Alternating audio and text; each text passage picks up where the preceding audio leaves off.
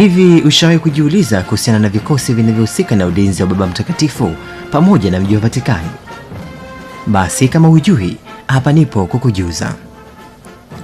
Walinzi wa Baba Mtakatifu, ngome isiyotikisika ya Vatikani. Ulinzi wa Baba Mtakatifu si jambo la kawaida. Ni mchanganyiko wa historia, nidhamu ya kijeshi na imani thabiti ndani ya kuta za Vatican City. Kuna vikosi viwili maalum vinavyofanya kazi bega kwa bega kuhakikisha usalama wa kiongozi wa kanisa Katoliki na mamlaka ya kiroho duniani. Kwanza, walinzi wa Uswizi, yani Pontifical Swiss Guard. Hiki ndicho kikosi cha kipekee zaidi duniani, sio tu kwa ukubwa wake mdogo, bali kwa historia yake ndefu tangu mwaka 1506. Utambulisho wao unajulikana kwa sare zao za kuvutia za rangi ya buluu, nyekundu na njano. Muonekano unarudisha kumbukumbu za zama za Renaissance. Jukumu lao kuu, hawa si walinzi wa kawaida. Wao ni ngao ya karibu kabisa na Papa.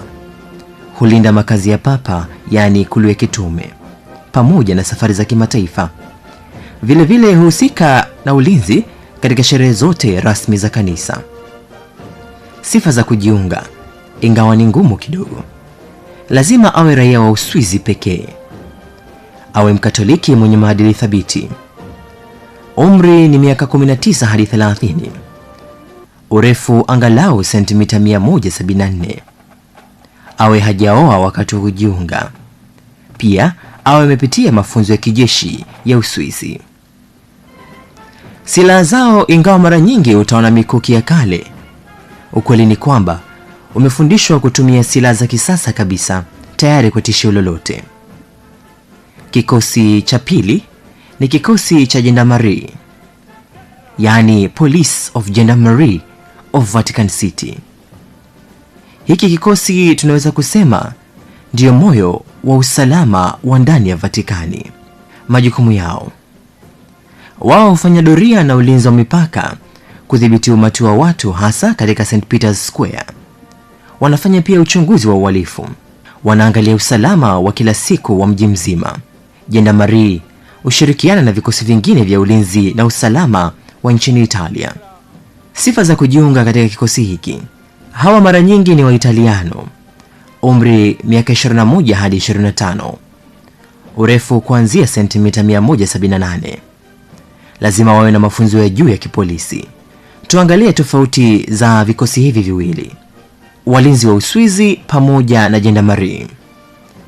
Lengo kuu la walinzi wa Uswizi ni kumlinda Papa moja kwa moja, na lengo kuu la Gendarmerie ni kulinda mji wa Vatikani. Sare. Kwa upande wa walinzi wa Uswizi, sare zao ni za kihistoria. Gendarmerie, sare zao za kisasa za polisi. Kwa upande wa uraia, walinzi wa Uswizi wao ni raia wa Uswizi pekee, lakini kwa upande wa Gendarmerie mara nyingi huwa wanatokea Italia.